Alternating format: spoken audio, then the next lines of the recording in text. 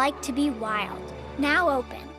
If you need furniture now, Jerome's has it. Shop from our huge selection of in-stock reclining sofas and sectionals. All with the latest features like power recline, power headrests, Bluetooth speakers, wireless charging, and more. You'll find incredible values like our Renegade sofa and love seat combo. 4 reclining seats, enough for the whole family to enjoy. Get both the sofa and love seat for just $12.88. Check out our 5-year special financing and next day delivery at Jerome's and Jerome's.com. NBC4 News at 11 a.m. starts now. Russia is intensifying its attacks on major cities in Ukraine, from theaters to apartment buildings with sleeping residents. The strikes appear to have no limits. Hello, I'm Kathy Vara. In today for Michael Brownlee. We are also streaming right now on Roku, Fire TV, and Apple TV. The war launched by Russian President Vladimir Putin is now in its 4th week. We have team coverage. NBC's Jay Gray covering the humanitarian crisis in Poland. But let's get started with NBC4's McCullough Medina. He is live in our newsroom with the latest. McCullough. Kathy, good morning. Good morning, everyone. President Biden and Chinese President Xi Jinping wrapped up an hour and 50-minute call this morning.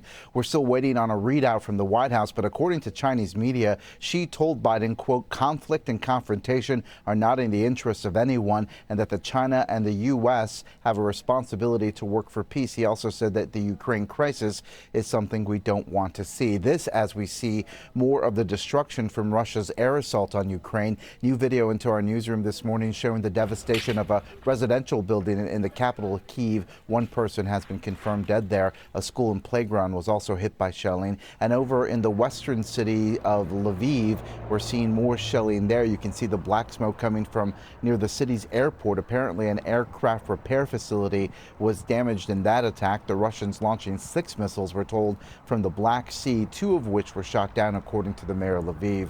And also in that city, activists set up strollers to mark the deaths of more than 100 children in Ukraine. 109 empty strollers were placed to symbolize children killed.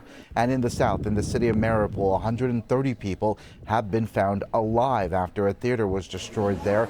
1,300 people were sheltering in the basement of that theater. It is believed hundreds of others are still trapped underneath the rubble. And take a look at this video out of Russia. Putin holding a rally inside a packed soccer stadium, saying the invasion, which he calls an operation, was to defend against the genocide of Russian-speaking people in Ukraine.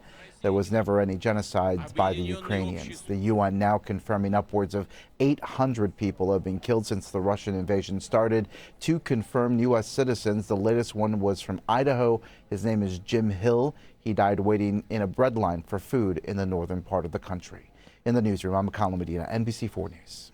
McCullough, thank you so much. And as the fighting continues in Ukraine, the way out for those trying to escape has become more difficult and more dangerous. NBC's Jay Gray joins us live now from along the Polish-Ukrainian border. Jay.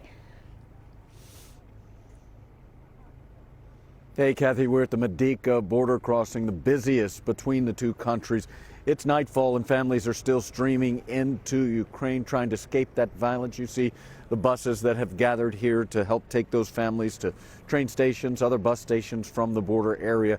And I want to give you a look just at the overall facility here. When we first got here 3 weeks ago, it was empty fields surrounding a walking path between the two countries. Now you can see dozens of tents are in place here, and volunteers showing up daily, filling those tents and supplying those that are making this journey with some desperately needed items, toilets.